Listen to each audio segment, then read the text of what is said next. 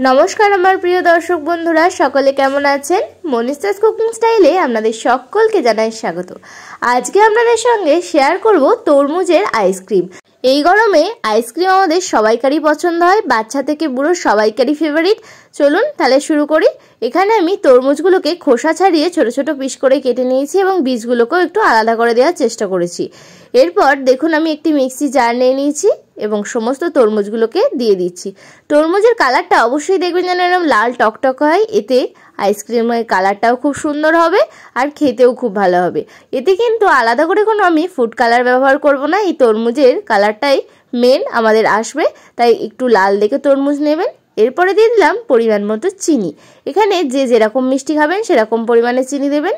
এখানে আমি 6 চামচ মতো চিনি দিলাম আর দিয়েছি হাফ চামচ পরিমাণ বিট লবণ, এতে খুব সুন্দর একটা টেস্ট আসবে। এরপরে দিলাম অল্প পরিমাণে একটু লেবুর রস। আর বন্ধুরা, আপনারা যদি তরমুজের শরবতের রেসিপিও দেখতে চান তাহলে আমার চ্যানেলে দেওয়া আছে, অবশ্যই গিয়ে একবার দেখে আসবেন। আর আমার এই রেসিপিগুলো আপনাদের যদি ভালো লেগে থাকে তাহলে প্লিজ একটা লাইক করবেন।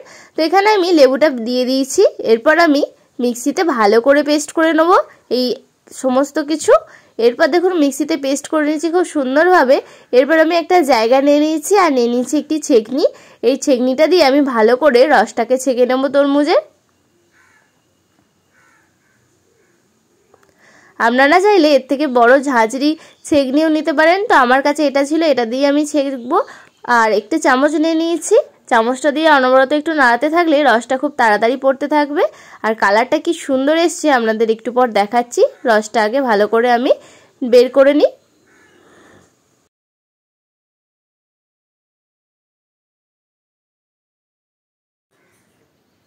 সমস্ত রসটা আমি ভালোভাবে ছেঁকে নিয়েছি। এরপর দেখুন কালারটা কত সুন্দর এসছে, ওই জন্য তরমুজটাকে আপনাদের বলছি লাল নেবেন অবশ্যই। আমার কাছে আইসক্রিমের মোল্ড ছিল না, তাই এখানে আমি নিয়ে নিয়েছি কয়েকটা কটোরা, কাপ আর এই দই খাওয়ার কাপগুলো যখন খেয়েছিলাম তখন রেখে দিয়েছিলাম পরে আইসক্রিম পাতাবার জন্য। তো আপনারা চাইলে এরকম রেখে দিতেও পারেন, খুব সুন্দর আইসক্রিম পাতানো যায় এগুলোতে।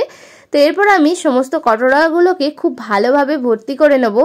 আর দেখতেই পাচ্ছেন যে কালারটা কত সুন্দর লাগছে। তো আপনারাও অবশ্যই বাড়িতে একবার এরকমভাবে বানিয়ে দেখুন, আপনাদেরও ভালো লাগবে। সমস্ত কটোরাগুলোকে আমি ভর্তি করে নিয়েছি। এরপর এগুলোকে কাগজ দিয়ে মুখটা বেঁধে দিতে হবে, না হলে আইসক্রিমটা জমতে দেরি হবে। তো এখানে আমি নিয়ে নিয়েছি বাড়িতে যে পলিথিনগুলো থাকে সেই পলিথিনগুলো কেটে কেটে দেবেন। এরপর পলিথিনটা খুব ভালোভাবে মুখটা বন্ধ করে দেবেন। এখানে আমি পলিথিনটা দিয়ে একটি গার্ডার দিয়ে দিচ্ছি খুব ভালোভাবে, এতে খুব ভালোভাবে জমে যাবে আইসক্রিমটা। আর মুখটা অবশ্যই বন্ধ করবেন।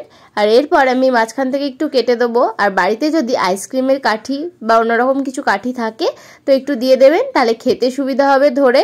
তো এখানে আমি সেই দই খাওয়ার কাঠিগুলো রেখে দিয়েছিলাম, তো সেইগুলোই দিয়ে দিচ্ছি। আইসক্রিমের কাঠি আনানো ছিল না আমার বাড়িতে। তো এরপর এটাকে আমি ডিপে প্রায় 8 থেকে 9 ঘন্টা রেখে দেবো, তারপর আপনাদের আবার দেখাচ্ছি। 8 থেকে 9 ঘন্টা পর চলে এসেছি। চলুন, আমার খুব ভালোভাবে আইসক্রিমটা জমে গেছে, আপনাদের একটু দেখাই। তো দেখতে পাচ্ছেন খুব ভালোভাবে জমে গেছে। তো আমি আপনাদের দুটো আইসক্রিম খুলে দেখাচ্ছি। আর একটু হাতের সাহায্যে এরকম হালকা প্রেস করে নিলেই আইসক্রিমটা খুলে যাবে, আর না হলে একটুখানি জলে বসিয়ে রাখবেন, তাতেও খুব ভালোভাবে খুলে আসবে। তো আপনাদের দেখাই। তো দেখতে পাচ্ছেন কি সুন্দর কালারটা এসছে তরমুজের। তো আপনারাও অবশ্যই বাড়িতে একবার বানান, আপনাদেরও ভালো লাগবে। এই গরমে আমাদের সবাইকার বাড়িতেই তরমুজ এসে থাকে। তো রেডি হয়ে গেছে আমার তরমুজের শরবত। তো বন্ধুরা, আমার এই ভিডিওটি আপনাদের কেমন লাগলো অবশ্যই কিন্তু কমেন্টে জানাতে ভুলবেন না। আর যদি ভালো লেগে থাকে তাহলে প্লিজ একটা লাইক করবেন। আর যারা চ্যানেলে নতুন অবশ্যই চ্যানেলটা সাবস্ক্রাইব করে আমার পাশে থাকবেন। দেখা হচ্ছে নেক্সট কোনো একটি ভিডিওয়।